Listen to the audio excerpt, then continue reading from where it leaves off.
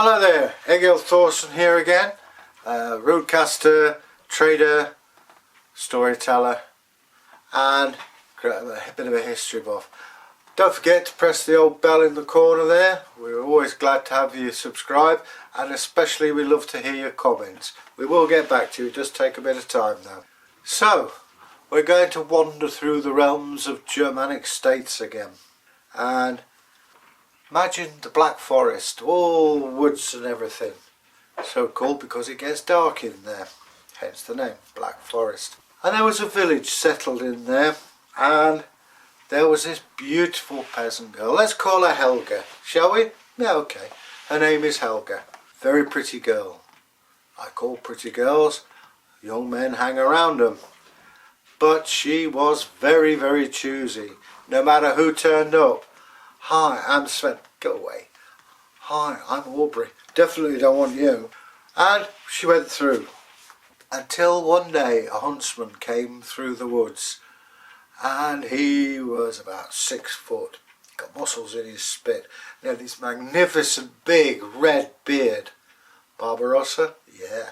He had a beautiful big red beard. And with his green tunic. No, it wasn't me, folks. This girl Helga was entranced, and as it turned out, they settled down together. But everybody was saying about his beard, oh, there's sparks come out of it, oh, it makes him look a bit bizarre, and she got fed up of it. So, even though he was a hunter, which was a very useful pursuit to have, going out with your bow and arrow, popping off hares and various other wildlife, and with his long spear he'd catch wild boar. No sound effects on that one. But yeah, it's pork with attitude and it's gorgeous. And maybe going out and finding an aurochs, which is a big wild cow which has got attitude. And the list goes on. But she got fed up of people commenting on it. So when the hunter was asleep, out came her razor. She'd borrowed from somebody else, and she shaved his beard and threw it away.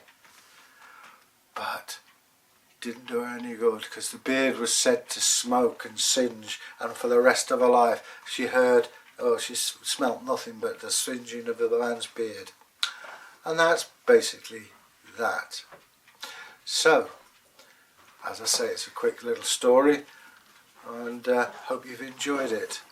It may be that that is an allegory of the conversion to Christianity. You just heard the story of the singeing of the beard, big red beard.